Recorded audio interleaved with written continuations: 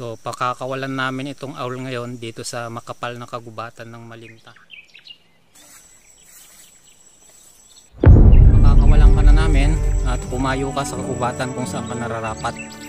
So mag-ingat ka sa susunod mong biyahe at huwag ka masyado sa mga kabahayan ng mga tao dahil ang nararapat sa iyo ay dito ka manirahan sa gitna ng kagubatan.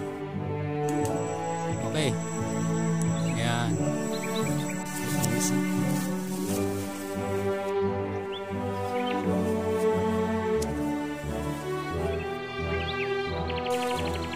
Wanan?